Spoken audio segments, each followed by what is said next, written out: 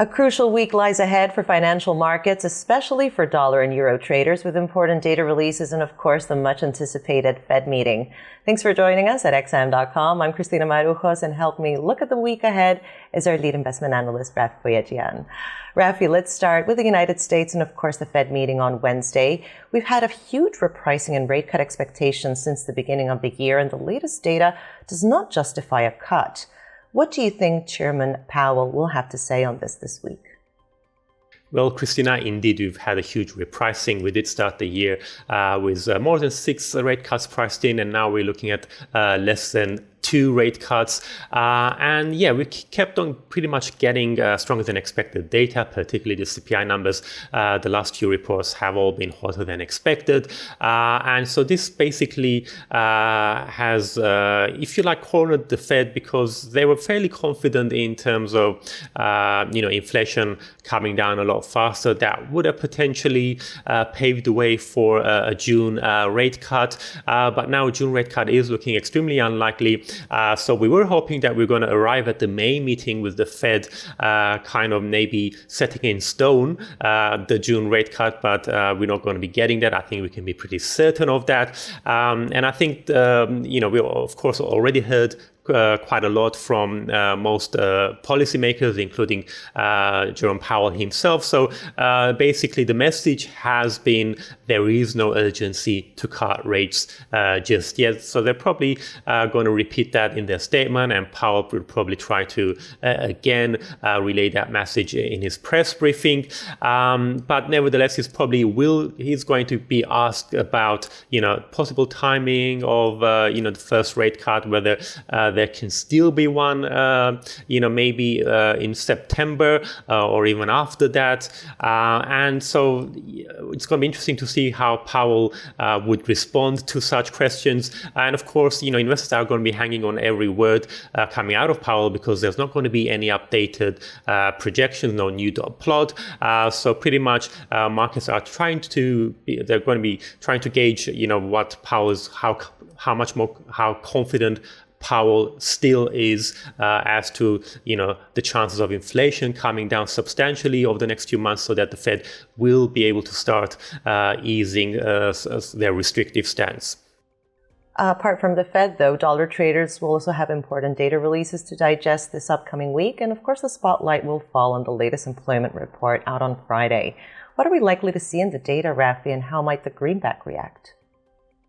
Well, the job report, of course, will be important, as always, and perhaps even more important because it is possible, we might not hear anything new from the Fed. And so that would put even more focus on the non-farm payrolls numbers coming out on Friday. The last 2 reports have been pretty solid, but there's been, huge relief for investors and I guess for policymakers that wage growth has actually been decelerating rather than accelerating. So should we get more of the same? So, for example, last month we got a very strong print at 303,000. Consensus forecasts are for 210,000 for April. So even if we were to get an upside surprise, but the wage growth remains around 4%, then I don't think we're going to get a huge panic in the markets. But it's not just going to be NFP. There's a whole bunch of other US data coming up. We've got the ISM PMIs, and what's interesting is that we did just get a few days ago the S&P Global Services PMI, which did point to a deterioration in employment. So there are some downside risks for the NFP.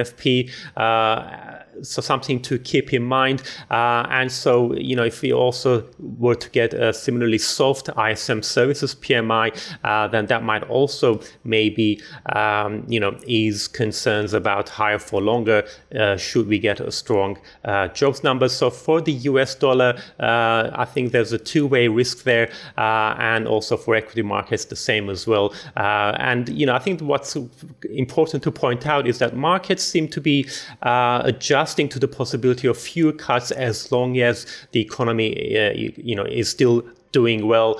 So I think that's the thing to keep in mind. Should we see any signs that the economy may be starting to slow down more dramatically, but inflation is staying elevated, which is what we got from the latest advanced GDP report, then that's something that could really rattle markets.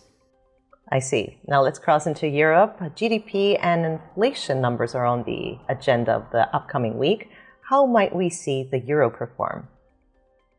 So I think when it comes to ECB rate cut bets, I think a June cut is now pretty much certain. So it does look like the ECB will be able to cut rates before the Fed. But nevertheless, I think the data will be important. And specifically, I think, given that June cut is more or less a done deal. The focus is now shifting to the number of rate cuts after that. So I think that's what the data will, how investors are going to be looking at the data. So we're expecting the euro area economy to have rebounded in the first quarter. We're expecting growth of around 0.2% and euro area inflation to stay at 2.4%. So although Eurozone inflation has come down quite a bit, there's still some risks there that, again, like in the US, it might take a bit of a while to get all the way down to 2%, particularly when it comes to core inflation readings.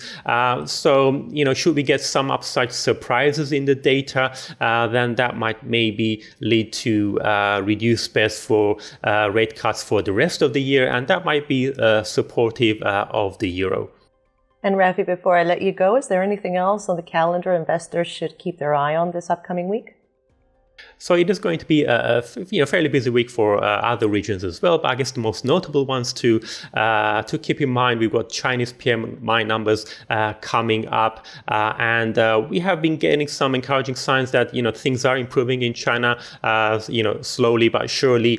So should we get more of the same, that would really be positive for risk assets and risk-sensitive currencies such as the Australian and New Zealand dollars. And talking of the New Zealand dollar, we do also have employment numbers coming out of New Zealand quarterly readings. So and that could be quite important for the Kiwi, because the RBNZ has slowly been gradually, tilting more towards the dovish side, and now I think it's pretty certain that there's a reasonable possibility of a rate cut maybe at the end of this year or early next year. And so I think the incoming data is going to be crucial. So we have seen some weakness in New Zealand's labour market. So should we start to see a bit of a rebound, then maybe that might cast doubt on rate cut prospects in New Zealand, and in turn that might lift the New Zealand dollar. Rafi, thanks so much. This was The Week Ahead here at XM.com.